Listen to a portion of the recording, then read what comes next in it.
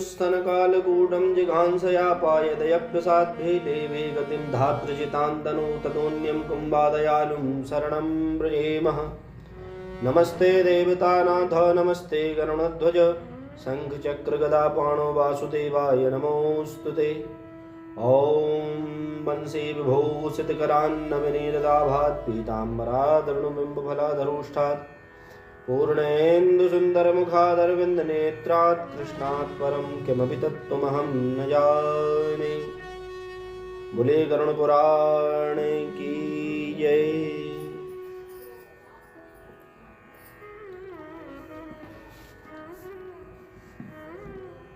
श्री गरुड़ पुराण की चर्चा भगवान के परम मंगलमय ग्रंथों में से एक गरुड़ पुराण है। इस गरुड़ पुराण में जो 2400 श्लोक हैं उनमें एक प्रेतकल्प नाम का एक अध्याय बना हुआ है। उसमें 16 अध्याय हैं। प्रेतकल्प नाम के एक स्कंद में 16 अध्याय हैं। उसमें व्यक्ति के जन्म से लेकर मरण तक की संपूर्ण प्रतिक्रिया, किस प्रकार मनुष्य जन्म प्राप्त करता है कर्म के हिसाब से, किस प्रकार उसको भोग भोगने होते हैं, और जब वह मर जाता है तो उसके निमित्त क्या करना चाहिए, किस घर में कितने दिन का सूतक और क्या विधान है, ये सब जो है गरुड़ पुराण में बताया गया है। गरुड़ पुराण सुनने का फल क्या है? इसका यही फल है, सर्वदा श्रवणम मतम। इसे सर्वदा सुनना चाहिए, न कि कभी कोई जब देहांत व्यक्ति हो तभी सुने। अपितु इस गरुड़ पुराण को बताया गया है सर्वदा श्रवणम मतम, कभी भी इसको सुन सकते हैं, क्योंकि भगवान द्वारा निकला हुआ ग्रंथ है। भगवान की वाणी ही इसमें समाहित है। जैसे कि भगवान श्रीमन्नारायण ने अपने मुख से जिस वस्तु का उपदेश किया है गरुड़ के सामने मनुष्य के जीवन के आधार पर, उसी का नाम गरुड़ पुराण है। बहुत सुंदर कथाएं हैं। व्यक्ति के विशेष के लिए क्या करना चाहिए, उसका क्या परम धर्म है, अपने जीवन का उद्देश्य क्या है, ये सब गरुड़ पुराण में बताया गया है।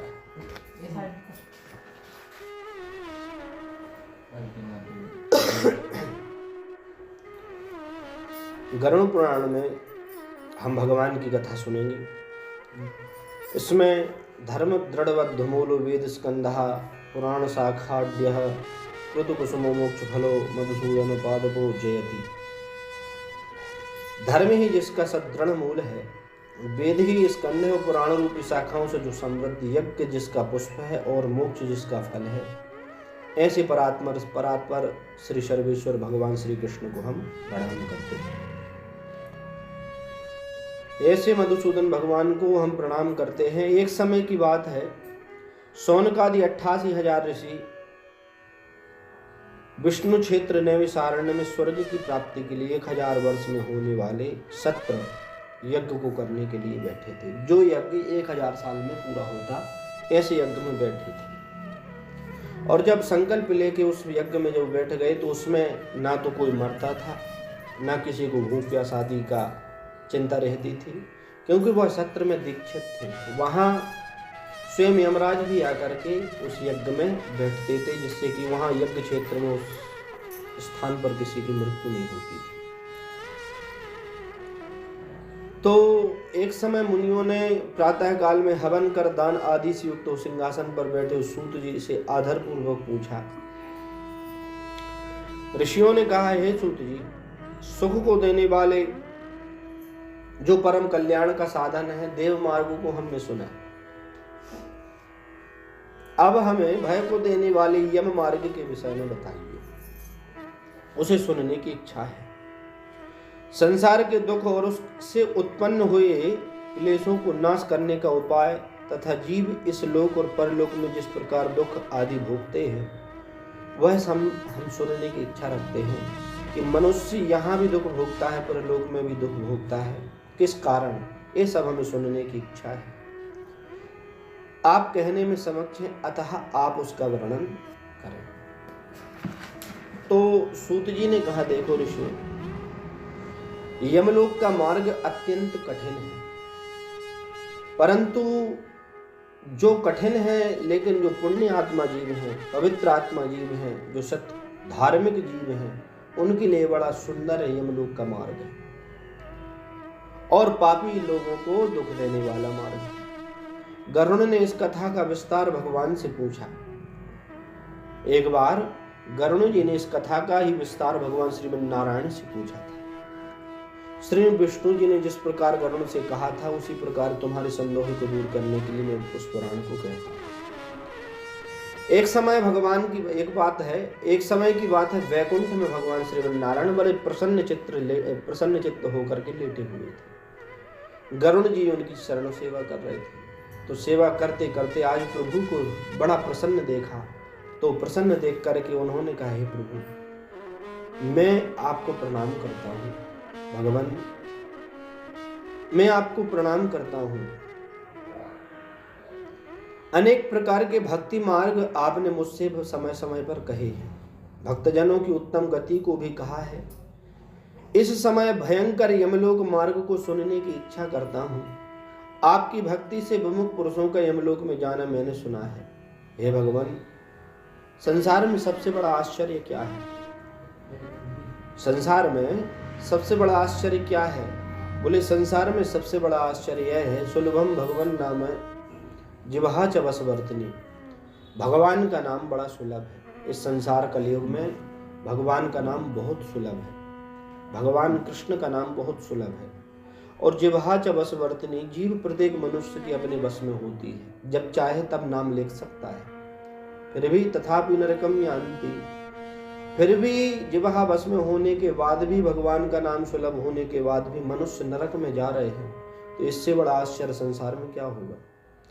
क्योंकि जिसकी जिह्वा बस में है, जब चाहे नाम ले सकता है। भगवान का नाम बड़ा सुलभ है, कहीं भी ले सकता है। इतना पास सब कुछ होने के बाद भी यदि मनुष्य नरक जा रहे हैं, तो इससे बड़ा आश्चर्य क्या है? हे प्रभु, ऐसे नराधम मनुष्यों को धिक्कार है। इस कारण है भगवान, पापी मनुष्यों की जो गति होती है वह मुझसे कहें, और यमलोक मार्ग में जाते हुए किस प्रकार दुख को प्राप्त करते हैं वह भी कहिए। तो श्री भगवान ने कहा, हे गरुड़, हे राजन, हे पक्षेंद्र गरुड़, जिसके सुनते ही भय उत्पन्न होता है, ऐसे यमलोक मार्गों को मैं कहता हूँ। ये स्वयं श्री हरि की वाणी है। भगवान स्वयं यमलोक के मार्ग का विषय वर्णन कर रहे हैं। कहते हैं, जो पाप कर्म में संलग्न है, दया धर्म से रहित दुष्ट पुरुषों के साथी हैं, शास्त्र तथा सत्संगति से दूर हैं, हम बड़े हैं यह विचार कर ऐसे अभिमानी को नमस्कार नहीं करते, ऐसे अभिमानी जो नमस्कार नहीं करते, धन के मद में युक्त रहते हैं और आसुरी संपदा का भोग करते हैं, चित्त के चलने मात्र से विक्षिप्त मोह जाल से आच्छादित होकर वह केवल अपने भरण पोषण में लगे हैं, ऐसे प्राणी ही निश्चित नरक में जाते हैं। और वरुण, नरक होता है क्योंकि नरक मेरा संविधान है, क्योंकि मैंने ही यह नरकों की सृष्टि बनाई है। और नरक से ही मनुष्य का पुनर्जीवन उद्धार होता है, क्योंकि वह भोग भोगेगा और नरकों के भोगों को भोग कर पुनः फिर मनुष्य योनि में प्राप्त होगा। प्रत्येक नरक मनुष्य को जाना, उसको भोगना पड़ता है। कोई अंधा कहे कि सूर्य भगवान नहीं है, क्या उस अंधे के कहने से सूर्य भगवान की गति नहीं है? सूर्य भगवान तो होते हैं। ऐसे जिसने रंग को देखा ही, अंधे ने रंग को देखा ही नहीं, तो वो क्या जाने कि है काला की सफेद।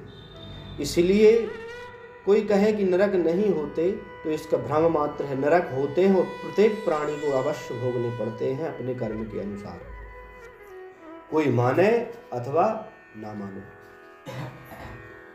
सुकृत या दुष्कृत भोग कर अर्जित कर्म के कारण वृद्धावस्था में व्याधि उत्पन्न होती है। क्योंकि जीवन में यदि तुमने पाप किए हैं तो वृद्धावस्था में निश्चित रूप से व्याधि पीड़ा उत्पन्न होगी, इसमें संदेह नहीं है।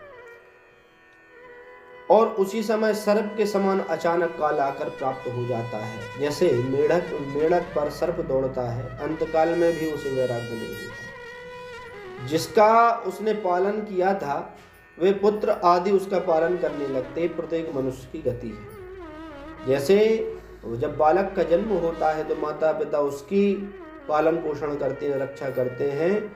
फिर एक समय ऐसा आता है कि वही पुत्र अपने माता पिता का पालन पोषण करने लगते हैं। ये सबकी गति है, ये सबको भोगनी है। अपमानित होकर पुत्र आदि के दिए हुए भोजन को कुत्ते की तरह खाता है।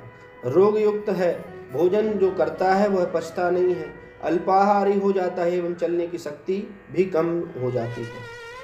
प्राणवायु के निकलते समय आंखें उलट जाती हैं, कफ से अधिक होने से नाड़ी सब बंद हो जाती हैं, खांसी और श्वास के समय परिश्रम से कंठ में घुर घुर शब्द होने लगता है।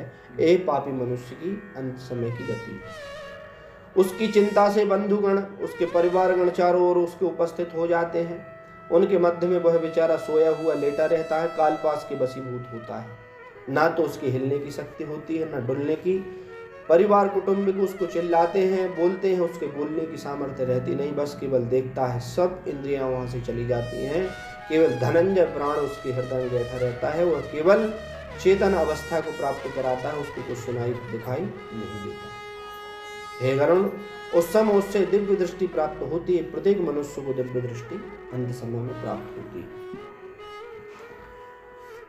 अतः संपूर्ण जगत को एक रूप समझता है, किंतु बोलने की शक्ति नहीं रहती।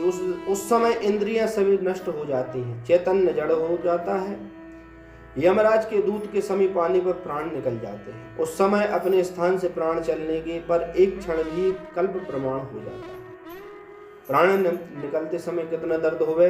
बोले एक स्थान पर 1000 भिक्षु एक साथ डंक मारे हैं तो जितना दर्द होता है उतना ही दर्द शरीर से प्राण निकलते हैं तब होता है।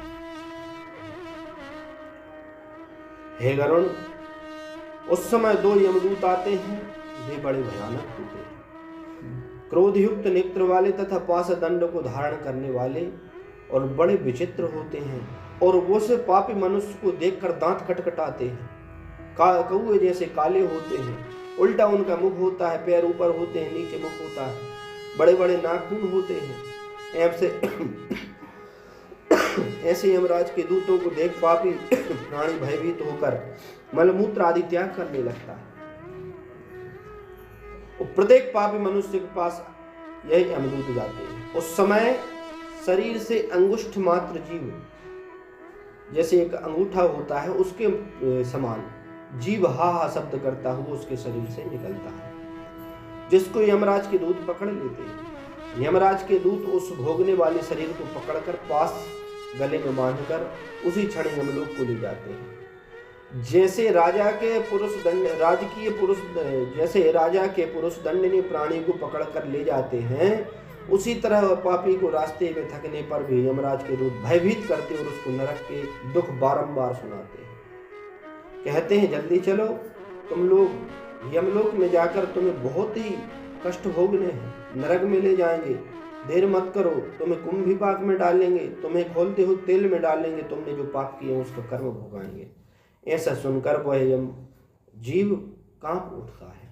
यमदूत की गर्जना से उसका हृदय विदीर्ण हो जाता है। कांपता हुआ मार्ग में चलते कुत्तों के काटने से दुखी हो अपने किए हुए पापों को याद करता है और चलता है। वह भूख प्यास से व्याकुल रहता है। मार्ग में दावानल अग्नि प्राप्त होती है, उस पर उसे चलाया जाता है। हे गरुण, यमलोक 99,000 योजन दूरी पर है। पृथ्वी से दक्षिण दिशा में यमलोक 99,000 योजन की दूरी पर स्थित है। वहां पापी मनुष्य को 2 या 3 मुहूर्त में ले जाया जाता है। यहाँ से जब प्राण निकलते हैं जीव में, तो यहाँ से 99,000 योजन की दूरी पर जो यमलोक है, वहाँ पर 2 या 3 मुहूर्त यानी 3.5 या 4 घंटे के अंदर, 3-3.5 घंटे के अंदर यहाँ से पृथ्वी से वहाँ तक उसको ले जाया जाता है।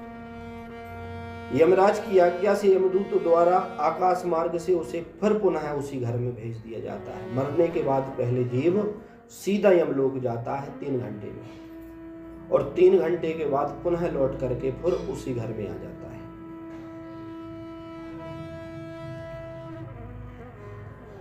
घर में आकर शरीर, जब वो घर में आकर के फिर वह प्रेतात्मा जो जीव है घर के ऊपर बैठ जाता है और जिस शव के घेरे में पूरा परिवार बैठा रोता है उस शव में वह प्रवेश करने की इच्छा करता है जीव। लेकिन जैसे कोई किसी चोर को पुलिस वाले पकड़े रहते हैं, ऐसे ही उस जीव को यमदूत पकड़े रहते हैं। वह बार बार प्रवेश करने की इच्छा करता है पर वह पासों से, यमराज की पासों से, बड़े बड़े रस्सों से कसा रहता है, इसलिए उस पुनः प्रवेश नहीं कर पाता। वो केवल रोता है, घर के ऊपर बैठ करके देखता है।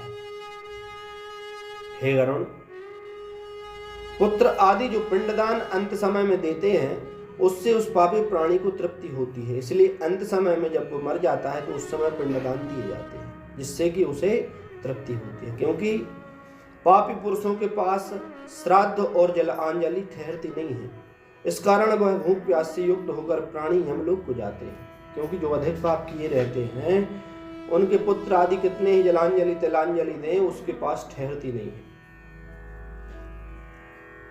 जिनको पुत्र आदि पिंडदान नहीं देते वे प्रेत रूप होते हैं, कल्प पर्यंत निर्जन वन में दुखी होकर भ्रमण करते हैं, इसलिए पुत्र जो पिंडदान देते हैं उससे उन्हें भोजन की प्राप्ति होती है। करोड़ों कल्प समय बीतने पर भी कर्म का भोग भोगना पड़ता है। करोड़ों कल्प बीत जाएं, हजारों युग बीत जाएं, फिर भी जो कर्म किया है उसका फल तो प्रत्येक प्राणी को किसी न किसी जन्म में भोगना पड़ेगा। प्राणी नरक यातना बिना भोगे मनुष्य शरीर, जब तक वह नरक की यातना नहीं भोगेगा पुनः इस शरीर को प्राप्त नहीं करेगा, पुनः यह मनुष्य शरीर उसे नहीं मिलेगा, क्योंकि पूरे भोग भोगने के बाद ही मनुष्य शरीर प्राप्त होता है। हे गरुण, इस कारण पुत्र को चाहिए कि वह 10 दिन पिंडदान करे। उस पिंडदान के प्रतिदिन 4 भाग हो जाते हैं, उसमें 2 भाग तो पंचभूत देह को पुष्टि देने वाले होते हैं, तृतीय भाग यमदूत का होता है, चतुर्थ भाग प्रेत भक्षण करता है। 9 दिन पिंड देने से प्रेत का शरीर बनता है और 10वें दिन पिंड देने से उसका शरीर में चलने की शक्ति प्राप्त होती है। इसीलिए हम लोग 10 गात्र करते हैं। 10 गात्र के दिन हम 10 पिंड दान करते हैं। हे गरुण, शरीर के जल जाने के बाद पिंड से हस्त प्रमाण का शरीर उत्पन्न होता है। शरीर जब जल जाता है तो उससे जैसे पिंडदान जो दिए जाते हैं उससे एक हस्त प्रमाण, एक शरीर का निर्माण होता है। इससे वह मार्ग में शुभ अशुभ फल को भोगते हैं। प्रथम दिन के पिंड से, जो प्रथम दिन पिंडदान दिया जाता है, प्रथम दिन के पिंडदान से मूर्धा सिर बनता है, द्वितीय दिन के पिंड से ग्रीवा बनती है, स्कंद बनता है, तीसरे दिन के पिंड से हृदय बनता है, चतुर्थ दिन के पिंडदान से पृष्ठभाग बनते हैं, पंचम दिन के पिंडदान से नाभि बनती है, षष्ठम और सप्तम दिन के पिंडदान से क्रमशः कटिकुरिया बनती है, 8वें दिन के पिंड से ऊरू बनती है और 9वें और 10वें दिन के पिंडदान से छिदा त्रसत आदि उसमें उत्पन्न होती है।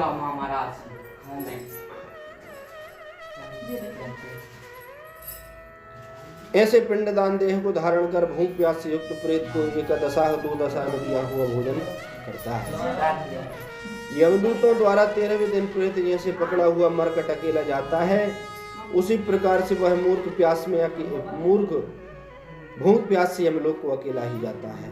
यमलोक के मार्ग का प्रमाण है गरुण, वैतरणी नदी को छोड़कर 86,000 योजन है। लगभग वैतरणी नदी को छोड़ करके 1,00,000 किलोमीटर का वह यमलोक है।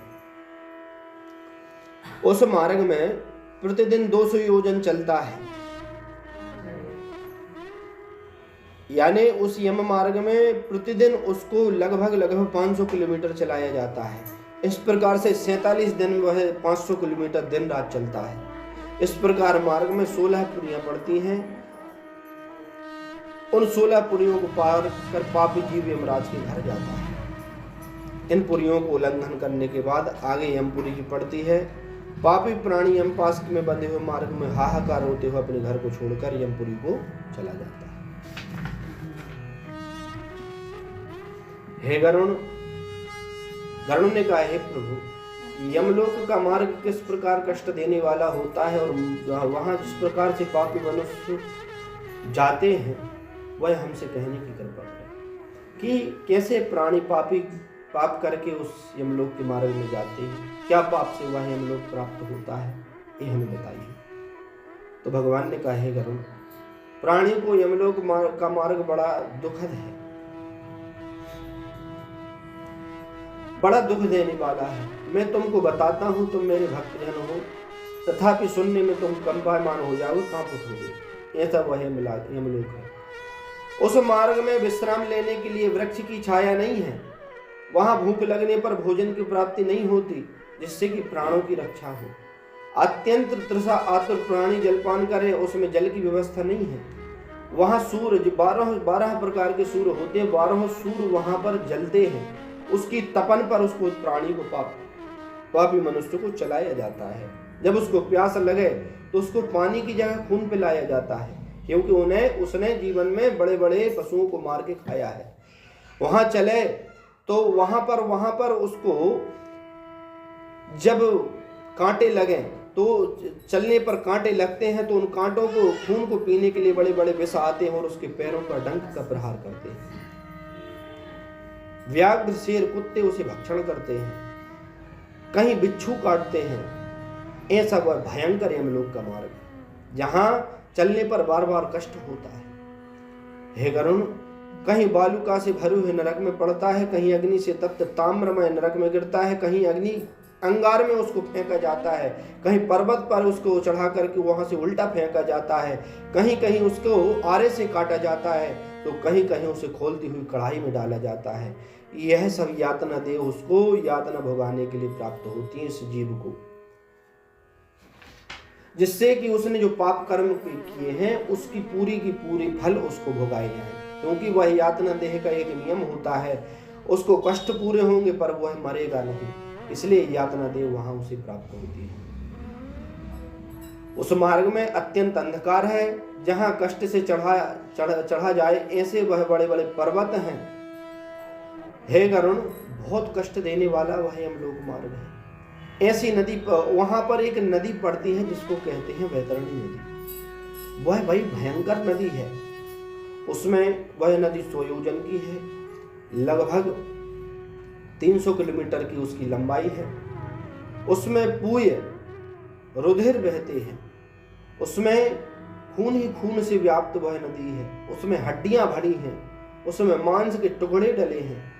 ऐसे इस प्रकार से वह शोणित नदी भयंकर वायु के चलते वह तरंग लेती है और पापी मनुष्य को कहती है, आ, तूने जितने पशुओं को मारा है, आज इस नदी में तू डूबेगा, उखड़ेगा। और ऊपर जो पशु मारते हैं वह पशु पर रास्ता देखते हैं कि तू निकलेगा और तेरे सिर को हम नोचेंगे। ऐसी नदी पापी प्राणी को देखकर ज्वाला के समान धूम युक्त दिखने लगती है। जैसे लोहे की कढ़ाई में अग्नि से तपा हुआ तेल या घी ज्वाला से व्याप्त होता है और खोल लेता है, ऐसी वह नदी खोलती है उस पापी को देख करके। उस नदी का नाम है गरुड़, वैतरणी नदी है। वह सुई के मुख वाले भयानक कृमि कीटाणुओं से व्याप्त है और वज्र जैसी चोंच वाले महागृद्ध बड़े बड़े गीध उसमें रहते हैं। मगर, मत्स्य, कच्छ और भी बड़े बड़े जो भयंकर जीव हैं उसमें रहा करते हैं। हे गरुड़, क्षुधा तृषा युक्त होकर वे उसी नदी के रुधिर को पीते हैं। उसमें वह प्राणी चिल्लाता है, हे पुत्र, हे पत्नी, हे मेरे परिवारजन, कोई आकर के इस नदी से मुझे बचा लो। लेकिन वहां कोई पार करने वाला उस नदी को नहीं होता है, जिससे उसके ऐसे कुंड भी नहीं होते जिससे कि वह पार हो जाए। क्षुधा तृषा युक्त होकर वे उस नदी में रुधिर पीते हैं। वह नदी फेन तथा रुधिर से व्याप्त है, बड़ी भयानक है, उच्च स्वर से गर्जना करती है। ऐसी भयानक वह नदी है। बड़े बड़े बिच्छू सर्प उसमें रहते हैं उस नदी में। उस नदी का पार नहीं दिखता, वह तो समुद्र के समान दिखाई देती है और बड़ी दुख देने वाली वह नदी। इस तरह अनेक प्रकार के दुखों से व्याप्त ऐसे दुखद यम मार्ग में पापी पुरुष रोते चिल्लाते तथा दुखित होकर जाते हैं। उस मार्ग में कोई पापी जीव पास में बंधे हुए हैं। वहां पर देखने में क्या है, बोले कोई पापी जीव पास में बंधे हैं, कोई पेड़े से कसे हैं, किसी को खोल में तलाया जा रहा है, खोलते हुए तेल में फेंका जा रहा है, किसी को आरे से काटा जा रहा है। बड़े बड़े चीखे भर रहे हैं प्राणी महापापी, और यहाँ पर गतियों की गतियां हो रही हैं। बड़े बड़े पापी मनुष्यों को उसके पाप कर्म के हिसाब से उसको दंड की सजा प्राप्त हो रही, दंड मिल रहा है। इस प्रकार ही अत्यंत दुखी हो अपने किए हुए कर्मों को भोगते हो पापी यमलोक में जाते हैं। फिर भी मंद बुद्धि पुरुष पुत्र आदि को स्मरण करता हुआ हाहाकार करता है, रोता है, पश्चाताप करता है। वह सोचता है कि बड़े पुण्य से तो मनुष्य जन्म मिला था, उसे प्राप्त कर भगवत धर्म का आराधन मैंने नहीं किया। देखो यहाँ भूल मैंने की है। दान, अग्नि में हवन, तप, देवताओं की पूजा, विधि विधान से तीर्थ का सेवन मैंने नहीं किया, तो अब तो भोगना पड़ेगा। क्योंकि शरीर प्राप्त होने के बाद दान नहीं किया, शरीर प्राप्त होने के बाद हमने भगवान का हवन यज्ञ नहीं किया और भगवान की सेवा नहीं की। मनुष्य जन्म लेने के बाद भी हमने भगवान की पूजा नहीं की, व्रत अनुष्ठान नहीं रहे। जो भगवान ने तीर्थ बनाए हैं, तीर्थ में जाकर के हमने भगवान का दान पुण्य नहीं किया, भगवान की कथा को श्रवण नहीं किया, तो यह मनुष्य जन्म लेना बेकार था। इसलिए अब तो भोगना पड़ेगा। ऐसा पश्चाताप वह पापी मनुष्य नरक में करता है।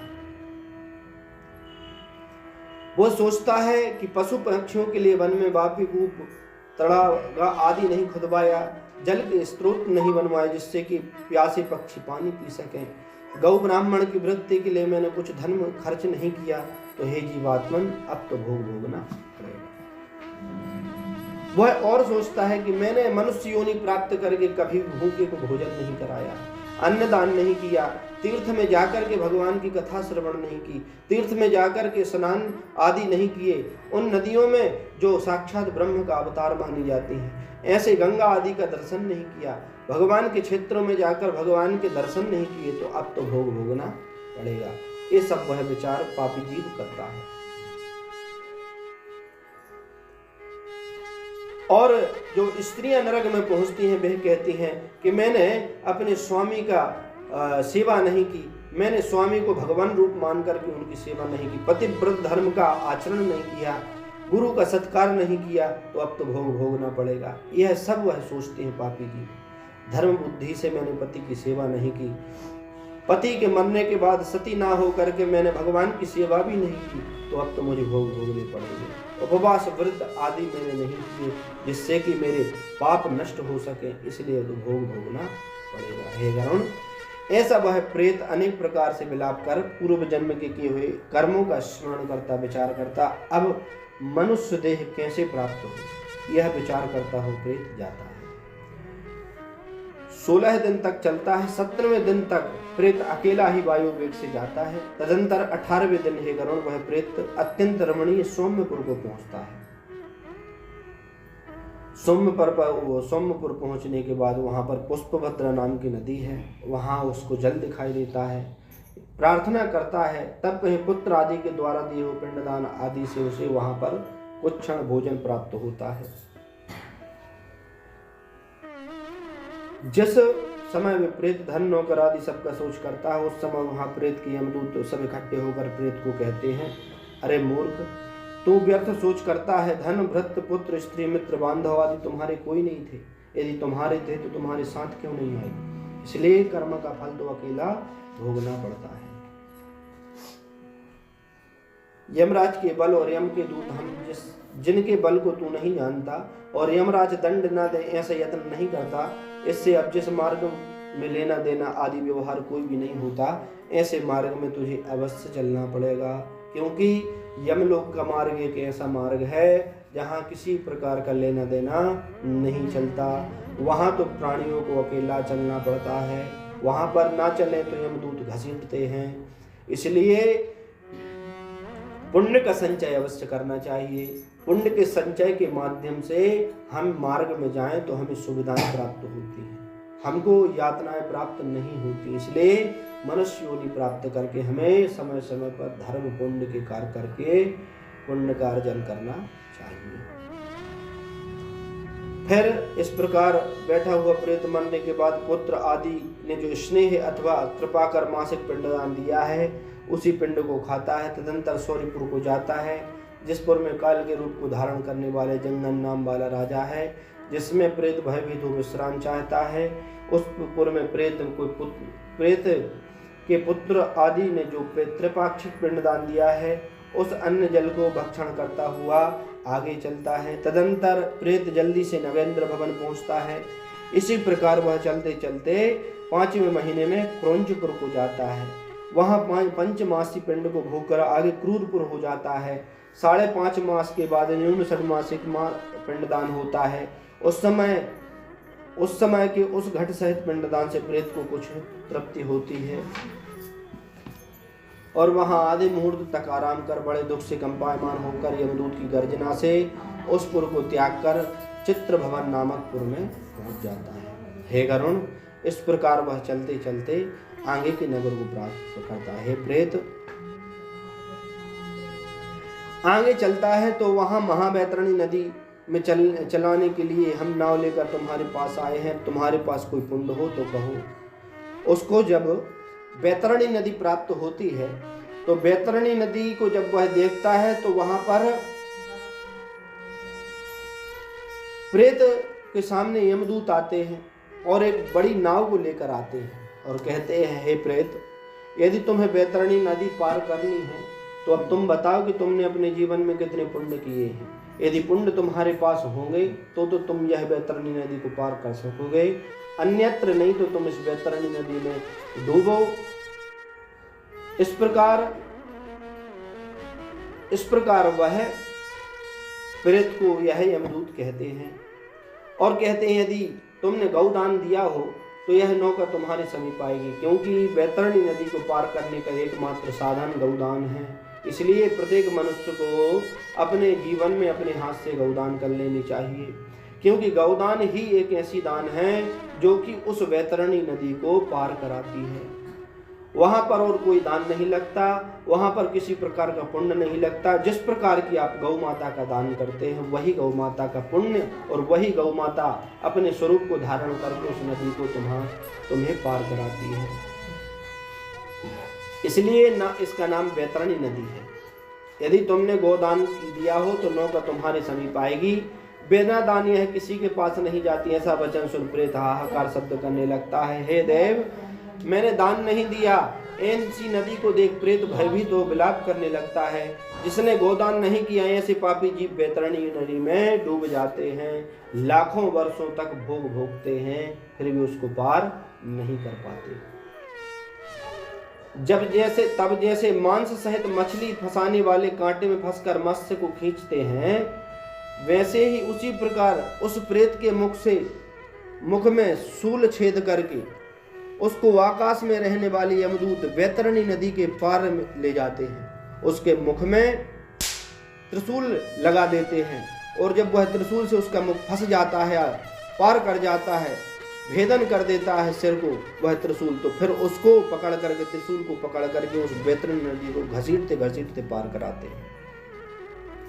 7वें महीने में बहलादपुर को जाता है। वहां पुत्र आदि के दिए हुए 7म मासिक पिंडदान को भोगता है। उस पुर को लांघ कर दुखद नामक पुर को जाता है। उस मार्ग में अवलंब रहित पक्षी की तरह चलता हो प्रेत महान कष्ट को प्राप्त होता है। वहां 8वें महीने के पिंड भोगे जाते हैं। 9वें महीना पूर्ण नानाक्रंद नामक पुर को जाता है। उस पुर में नाना प्रकार के जीव अत्यंत दारुण भयानक शब्द करते हैं। उनको देख वह शून्य हृदय से आप ही दुखी हो उठता है।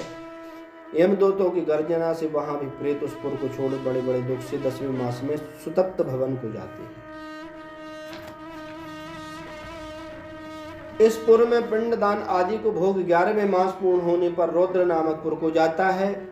उस पुर में पुत्र आदि के दिए हुए पिंड को भोग 11.5 महीने में पयोवर्ष नामक पुर को जाता है। उसके बाद सीताढ़ नामक नगर को जाता है। उस पुर में हिम से 100 गुण अधिक महान शीत पड़ती है, जिसमें सीताढ़ उसका नाम है। उस पुर में प्रेत शीत द्वारा दुखी तथा क्षुधायुक्त हो चारों दिशाओं की ओर सोचता जाता है, कोई मेरा कोई बांधव, मेरे परिवार का कोई मुझे इस दुख से निवृत्त करे। तब यमदूत बोलते हैं कि तुम्हारे ऐसे पुण्य कहाँ जो तुम्हारे दुख मिटाए जा सके। उस पुर में वार्षिक पुण्य को खाकर वह प्रेत कुछ धैर्य धारण करता है। तदंतर 1 वर्ष व्यतीत होने पर वह यमलोक के समीप बहुभीति नामक पुर को जाकर पिंड से उत्पन्न हस्त प्रमाण देह का त्याग करता है। यहाँ पर जो 10 गात्र में हम 10 पिंड देते हैं इस पिंड से वह जो देह प्राप्त होती है वह 12वें महीने में उस पिंड को वहां पर जाकर के छोड़ देता है, त्याग देता है। गरुण इसके बाद जब उस देह को त्यागता है तो अंगुष्ठ प्रमाण वायु रूपी जीवात्मा कर्मों को भोगने के लिए निमित्त यातना भोगने के योग्य शरीर को धारण करता है। फिर इस पिंड हस्त पिंड प्रमाण द्वारा यह देह उत्पन्न होती है, वहां त्यागता है। फिर यमदूत द्वारा वहां पर यातना देह उसको दी जाती है, उसकी आत्मा को यातना देह में प्रवेश कराया जाता है, जिससे कि इसके द्वारा किए हुए कर्मों का भोग इससे भोगवाएं। हे गरुण, परलोक के निमित्त जिसने दान नहीं दिया वह कष्ट से तथा दृढ़ बंधन से बंधा हुआ मेलोक को जाता है। इस पुर को उस यमराजपुर के 4 दरवाजे हैं, जिसमें दक्षिण द्वार के मार्ग से हे गरुण मैंने तुमसे कहा है पापी लोग जाते हैं। उस भयानक यमलोक के रास्ते में भूख प्यास श्रम आदि दुखी हुए प्रेत जिस प्रकार से जाते हैं उसको मैंने कहा, अब और क्या कहें बताओ। तो गरुण जी ने कहा, हे भगवान, पापी पुरुष यम मार्ग को लांघ कर यमलोक में जा जिस प्रकार की यम की यातनाएं भोगते वह कहिए। भगवान ने कहा, हे गरुण, नरक के दुखों का आदि से लेकर अंत तक मैं पूरा वर्णन करता हूं, तुम सुनो। सुनकर के घबरा जाओगे, क्योंकि यह भयंकर कष्ट देने वाला लोग है। हे गरुण, बहुभीति नामक पुर के आगे 44 योजन का धर्मराज का पुर है, उसमें हाहाकार के शब्द हो रहे हैं, जिसको देख पापी भी हाहाकार शब्द करने लगता है। उस हाहाकार शब्द को सुन यमराज के दूत यमपुरी में जाकर द्वारपाल से कहते हैं, हे प्रभु, एक पापी को हम ले आए हैं। धर्मराज के द्वार पर धर्मध्वज नाम का द्वारपाल सदा स्थिर रहता है। द्वारपाल जाकर चित्रगुप्त से उसी प्राणी के पाप पुण्य के विषय में कहता है। तभी चित्रगुप्त जाकर धर्मराज से कहते हैं, हे गरुण, जो नास्तिक महापापी पुरुष हैं उन सबको अच्छी तरह धर्मराज जानते हैं, तो भी वे चित्रगुप्त से पूछते हैं। तब चित्रगुप्त भी उनके विषय में सब कुछ जानते हुए भी श्रवण नाम के गणों से जानकारी करते हैं। श्रवण नामक देवता ब्रह्मा जी के पुत्र हैं। वे स्वर्ग मृत्यु पाताल आदि में भ्रमण करते हैं। वे दूर से ही सब सुन लेते हैं और दूर से स्थित वस्तुओं को प्रत्यक्ष देखते हैं, जिससे उनका नाम श्रवण ऐसा रखा गया है। फिर उनकी स्त्रियां श्रवणी इसी नाम से प्रसिद्ध हैं। वे स्त्रियां भी स्त्री मात्र के चरित्रों को अच्छी तरह जानती हैं। इस प्रकार में इस संसार में जो प्राणी शुभ अशुभ प्रत्यक्ष या गुप्त रूप से जो करते हैं उसको श्रवण नाम के देवगण चित्रगुप्त से कहते हैं, और स्त्रियों के चरित्र को श्रवणी नामक स्त्रियां चित्रगुप्त से कहती हैं। श्रवण और श्रवणी ये सर्व धर्मराज के गुप्तचर माने गए हैं, जो संसार में घूमते रहते हैं। प्राणियों के शुभ अशुभ को मन और वचन आदि से किए हुए सब कर्मों के तत्व को ये जानते हैं।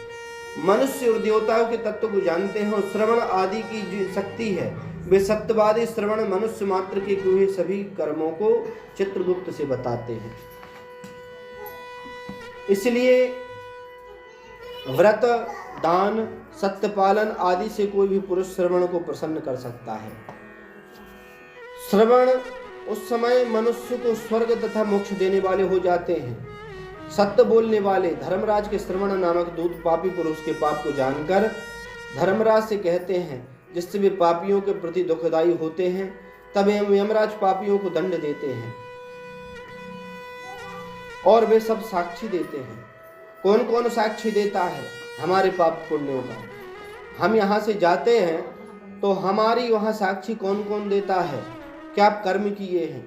सूर्य भगवान जाकर के गवाही देते हैं, चंद्र भगवान गवाही देते हैं, अनिल अनल आकाश पृथ्वी जल अंतरात्मा मन दिन रात्रि दोनों संध्याएं और धर्म ये मनुष्य मात्र के चरित्र को जानते हैं। क्योंकि मनुष्य कोई भी कर्म करे या तो दिन रात में करेगा या सायंकाल के ब्रह्म मुहूर्त में करेगा, तो ये सब भगवान के द्वारा गण लगे हुए हैं जो मनुष्य की प्रत्येक गतिविधि को जानते हैं।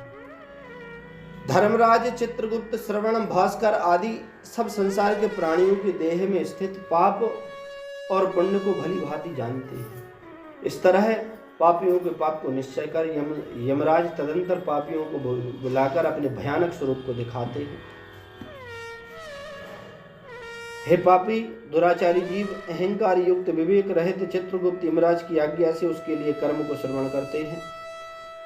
विवेक रहित हो तुमने पाप रूप धन का संचय किया है, क्योंकि ईश्वर के निमित्त धन दान देना अपितु संचय नहीं करना था। पापी पुरुष की संगति से और काम क्रोध आदि से उत्पन्न हुए ऐसे दुख देने वाले पाप को तुमने किसके लिए किया है?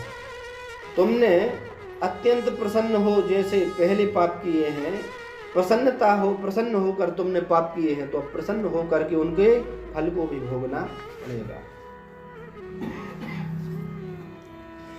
तुमने जिन पापों को किए हैं वे सब पाप दुख के कारण हैं। धर्मराज मूर्ख में, पंडित में, दरिद्र में, धनवान में, बलवान में, निर्बल में, सब में एक सा स्वभाव रखते हैं। इस प्रकार पापी चित्रगुप्त के वचन सुन अपने किए हुए कर्मों का विचार कर निश्चल हो मौन को धारण कर लेता है। ये दूत यमराज की आज्ञा से दया रहित हो प्रेतों को ताड़ना करते हैं। कहते हैं, हे पापी जीव, यहाँ से भयानक नरक में चलो। यम आज्ञाकारी प्रचंड चंड आदि भूत एक पास में उन सब प्रेतों जिसका 20 कोस का विस्तार है, जो 1 योजन ऊंचा है, यमदूत उस वृक्ष में प्रेत को नीचे मुख और ऊपर कोई और पैर करके बांधते हैं और मारते हैं। तब प्रेत अग्नि से जलते हुए रोते हैं, क्योंकि उस स्थान में उनकी रक्षा करने वाला कोई नहीं होता। कहीं मूर्छित हो जाता है, कहीं उसे मुदगर से मारा जाता है। इस प्रकार उसको दंड देते हैं। तुमने ग्रास मात्र अन्न का दान नहीं दिया, तुमने बलि विश्वदेव भी नहीं किया, अतिथियों को नमस्कार नहीं किया और पितृ आदि का तर्पण नहीं किया। यमराज चित्रगुप्त का उत्तम ध्यान नहीं किया, मंत्र का जप नहीं किया, गुरु को प्रणाम नहीं किया, तो इस कारण अब यम की यातना तो भोगनी। प्रत्येक मनुष्य गृहस्थ का धर्म है, गृहस्थी में रहकर तीर्थ को दर्शन जाना चाहिए। तीर्थ को जाकर के तीर्थ में प्रणाम करके भगवान का दर्शन अवश्य करना चाहिए। ये प्रत्येक गृहस्थ का धर्म है। तो गृहस्थ धर्म में रहते हुए कोई तीर्थ नहीं किया, न देवता की पूजा की, तथा अहंकार को भी नहीं त्यागा, संत पुरुषों की सेवा नहीं करी, तो अब फल भोगना तो पड़ेगा। धर्म से रहित हो, अतः अनेक तरह की हम तुम्हें यातना देंगे। ऐसा चित्रगुप्त के दूत कहते हैं, यम के दूत कहते हैं। कोई यमदूत आरा आदि से काष्ठ की तरह पापी को चीरते हैं। कितने यमदूत नारकी को भूमि पर गिराकर कुठार आदि से टुकड़े करते हैं। कितने दूत भूमि में गड्ढा खोदकर पापी को पूरा शरीर गड़ा देते हैं। सिरा के लिए निकला रहता है, उस सिर को फिर बाणों से मारते हैं। कितने ही पापी यमदूतों द्वारा यंत्र में रखी हुई ईख की दंड की तरह पेरे जाते हैं। कितनों को यमदूत अंगार सहित जलते हुए काष्ठ में चारों ओर बेष्टित कर लोहे का पिंड धधकता हुआ उसके ऊपर अंगारे डालते हैं।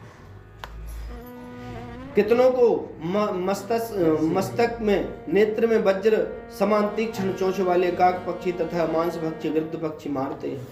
हे गरुण, इस प्रकार उनको यातनाएं प्राप्त होती हैं। नरक में भी पापी पुरुषों को आपस में इस प्रकार विवाद करते हुए देख यमदूत उनके मांस खंड को छेदन कर मांगने वाले को दे देते हैं। इस प्रकार से यमदूत उनको ताड़ना से खींचकर तामिस्त्र आदि घोर नरक में यमराज की अत्युत अकट आज्ञा से गिराते हैं।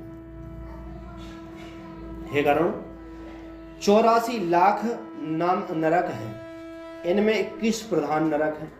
हे गरुण, उनके नाम कहता हूं: तामिस्त्र, लोहशंकु, महारौरव, सालमली रौरव, कुमल, कालसूत्र, पूतिमृतिक, संगात, लोहितोद, नाम सविसन, संप्रतापन, महानिरय, काकोल, संजीवन, महापथ, अबीची, अंधतामिस्त्र, कुंभिपाक, संप्रतापन तथा तपन, ये 21 नरक हैं, जो अनेक तरह से यातना भेदों से रचे हुए हैं, अनेक यमदूतों से परिपूर्ण हैं। इन नरकों में धर्म वर्जित पापिष्ट मूर्ख गिरते हैं और वहां नरकों की वेदना को कल्प पर्यंत भोगते हैं।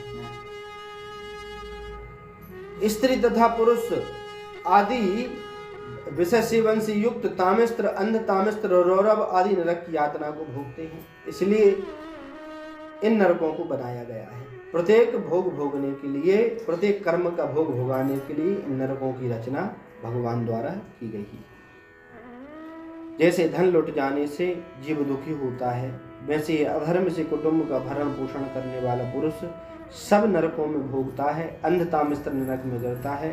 हे गरुण, यह जीव मनुष्य लोक में नीचे जितने नरक हैं उनको अनुक्रम से भोग तदंतर पवित्र हो पुनः यहाँ आता है, अर्थात नरक की यातना भोग करने के बाद पुनः मनुष्य शरीर प्राप्त करता है।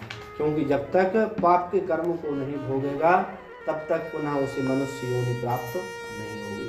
इसलिए प्रत्येक जीव को अपने प्रत्येक कर्म को भोगने के बाद ही यह दिव्य भगवान द्वारा प्रदत्त मनुष्य देह प्राप्त होती है। ऐसा ये विधान है, तो ऐसा गरुड़ पुराण में बताया गया है। तो गरुड़ जी पूछते हैं, हे भगवान, किन पापों से जीव यम मार्ग में जाता है और किन पापों से बैतरणी नदी में गिरता है, और किन पापों से क्या क्या भोग उसको प्राप्त होते हैं, वह सब विस्तार पूर्वक कहिए। भाई, क्या कर्म करने से क्या फल मिलता है, किस प्रकार उसको भोग भोगाए जाते हैं, और क्या पाप करने से बैतरणी नदी में गिरता है, ये सब हमें बताइए। तो अब बताते हैं कि देखो भाई, गरुड़ जी कहते हैं, गरुड़ जी के कहने पर भगवान श्रीमन नारायण कहते हैं, गरुड़, अब मैं तुम्हें उस स्थिति के विषय में बताता हूं कि किस कर्म के करने से क्या फल प्राप्त होता है। हे गरुड़, जो शुभ कर्म से विपरीत हो सदा अशुभ कर्म करते हैं, ऐसे पापी नरक में जाकर के पुनः दूसरे नरक में जाते हैं। एक नरक भोगते हैं, पुनः दूसरा नरक भोगने लगते हैं। जो अधिक पाप करते हैं, तो सबसे पहला नरक तो यह मनुष्य मृत्यु लोक ही है। यह भी सबसे बड़ा नरक माना गया है, क्योंकि यहाँ भी सबसे बड़े भोग भोगने पड़ते हैं। कैसे भोग? बोले, इसकी क्रिया ऐसी है कि जब अधिक पाप कर लेते हैं तो अधिक पापी मनुष्य मरता नहीं है जल्दी से। उसके ना मरने का कारण यह है कि उसने पाप किए हैं और पाप का घड़ा इतना भर चुका है उसका कि पहले तो वह यही भोग भोगेगा, अंत समय में उसकी दुर्गति होगी, शरीर में कीड़े पड़ जाएंगे, जीभ में बोलने की शक्ति नहीं रहेगी, उसके पास ना कोई पानी देने वाला होगा, ना उसको कोई भोजन देने वाला होगा, भिखारी की तरह वो पड़ा रहेगा एक कोने में और यहीं भोगों को भोगेगा, जो अधिक पापी मनुष्य होगा। फिर कहीं कुछ पाप नष्ट होंगे, तब उसके प्राण निकलेंगे। तो पहला भोग तो इस पृथ्वी पर ही मनुष्य को भोगना पड़ता है। शरीर में कोढ़ हो जाएगा, शरीर में रोग हो जाएगा, पूरे शरीर से मवाद निकलने लगेगी। उस समय उसकी कोई सेवा करने वाला नहीं होगा। यह केवल उसके पाप का कर्म है जो वह भोगेगा। श्री भगवान कहते हैं, हे गरुड़, इसके बाद दुख आदि का अनुभव करते हुए अपने प्राण त्याग गए।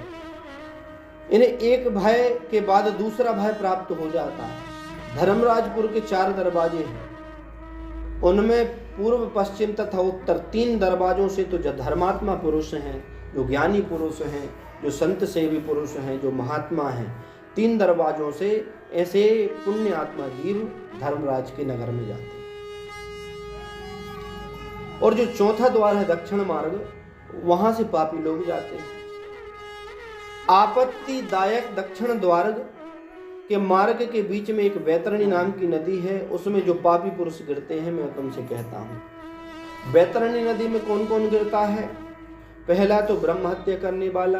ब्रह्म हत्या 3 स्वरूप से लगती है। कैसे? पहले तो कोई ब्राह्मण का वध कर दे तो ब्रह्म हत्या लगेगी। दूसरा, जो गौ माता की हत्या कर दे तो ब्रह्म हत्या लगेगी। तीसरे, जो गर्भस्थ शिशु या कन्या की हत्या कर दे उसको ब्रह्म हत्या लगेगी। इन 3 दोषों से ब्रह्म हत्या लगती है। ऐसा प्राणी बैतरणी नदी में गिरता है, वहां पर बचाने वाला कोई नहीं होता है। दूसरा है गरुड़, दिन रात मदिरा पीने वाला, गौ माता की हत्या करने वाला, बच्चों की हत्या करने वाला, पत्नी की हत्या करने वाला और गर्भस्थ शिशु को मारने वाला और गुप्त रूप से पाप करने वाला, ये सब बैतरणी नदी में गिरते हैं। अपने गुरु के द्रव्य हरने वाला, भगवान को दिया हुआ द्रव्य हरने वाला, ब्राह्मण का द्रव्य हरने वाला, स्त्रियों के साथ विश्वासघात करने वाला, स्त्रियों को विश्वास दिलाकर उनका धन हरण करने वाला, बालकों के धन को हरण करने वाला, द्रव्य उधार लेने के बाद ना देने वाला, दूसरे की वस्तु बंधक रखकर उसे ना देने वाला, विश्वासघाती, भोजन में जहर मिला करके किसी को मारने वाला पापी पुरुष, दूसरे के अवगुणों का प्रकाशन करने वाला और उसके गुण की प्रशंसा न करने वाला, गुरु की और देव की निंदा करने वाला, पुराण वेद मीमांसा न्याय वेदांत आदि को दूषण करने वाला, उनकी निंदा करने वाला,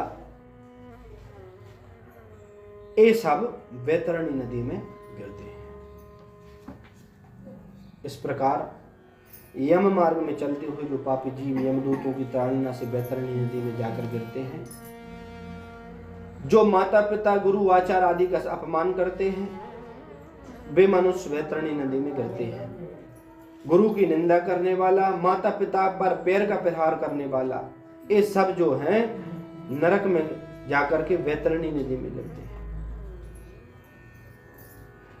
अच्छे स्वभाव वाले, शिवदेश करने वाले और द्वेष से पतिव्रता स्त्री का त्याग करने वाले, ये सब पुरुष वैतरणी नदी में गिरते हैं।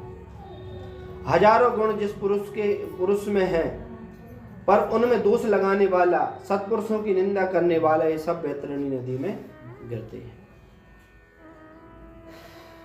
ब्राह्मण को यह कह करके मैं तुमको इतना दान दूंगा, फिर उस दान को नहीं देता है।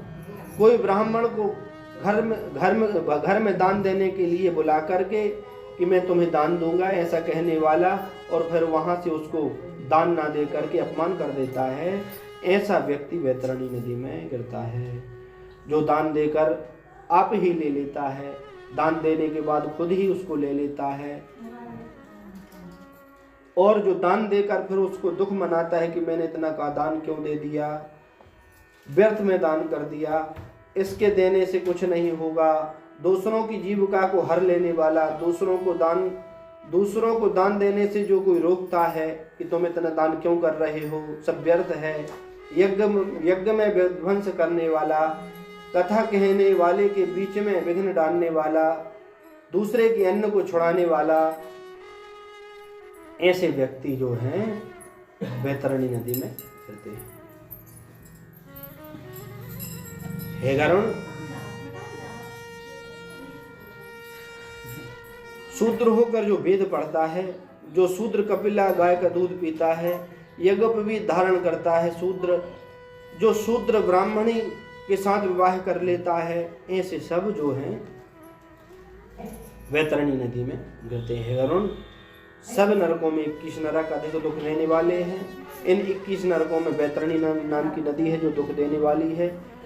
यह सबसे अधिक कष्ट देने वाली है, इसलिए प्रथम में गिनाए हुए ऐसी अत्युत्कट पापियों को यमदूत वैतरणी नदी में ले जाते हैं।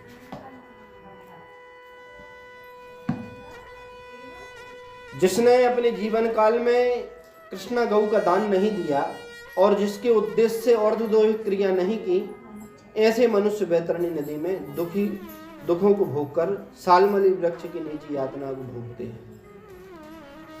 झूठी गवाही देने वाले, धर्म का पाखंड करने वाले, कपट द्वारा धन पैदा करने वाले,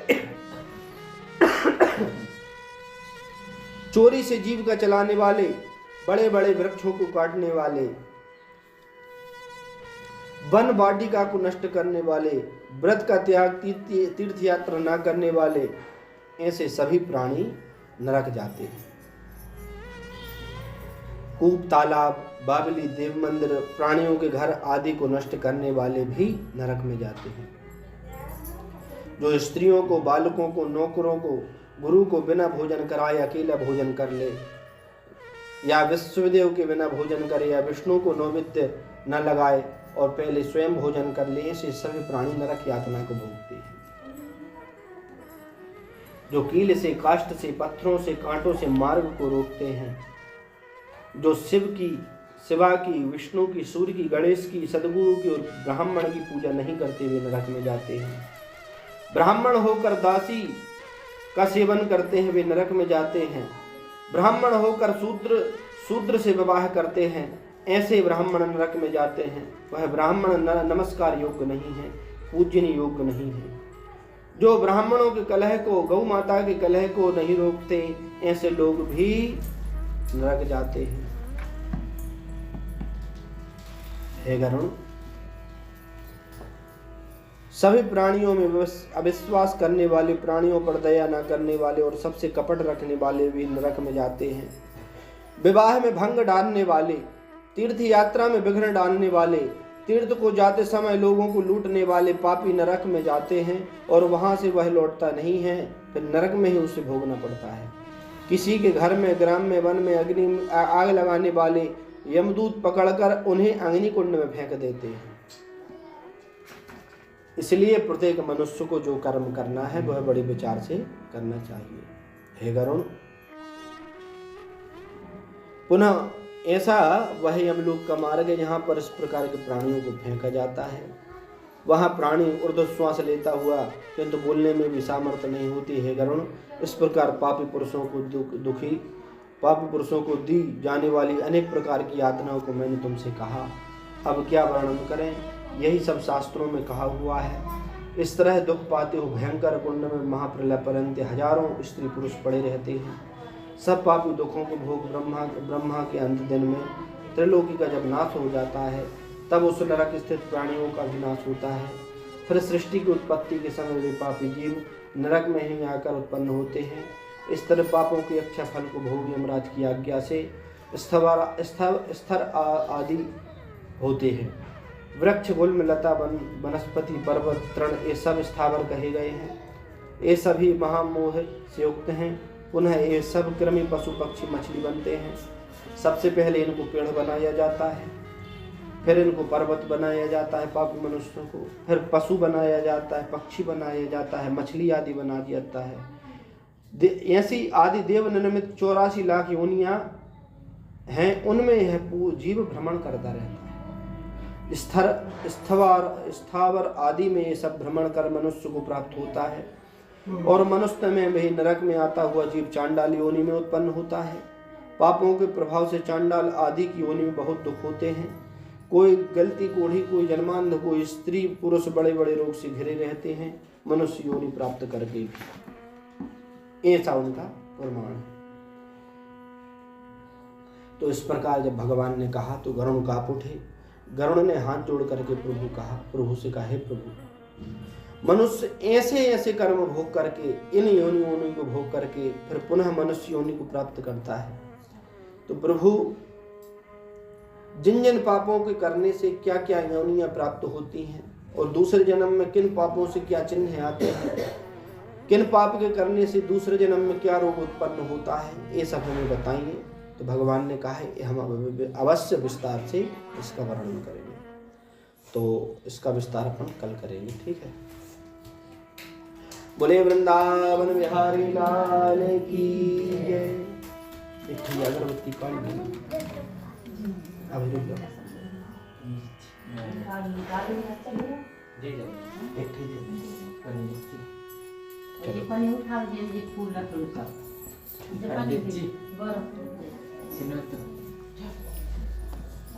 बोले गरुण पुराण की जय। 2 मिनट भगवान को कीर्तन कर लो। श्री राम जय राम, जय जय राम, श्री राम जय राम, जय जय राम, श्री राम जय राम, जय जय राम, श्री राम जय राम, जय जय राम, श्री राम जय राम, जय जय राम, श्री राम जय राम, जय जय राम, श्री राम जय राम, जय जय राम, श्री राम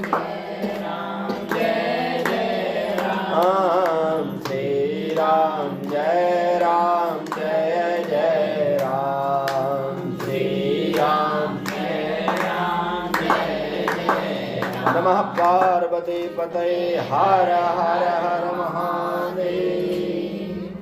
प्रणाम कर लो, सब चढ़ा दो, ले लो, सबको इकट्ठे कर चावल ले लो। ये पूर्व भाग से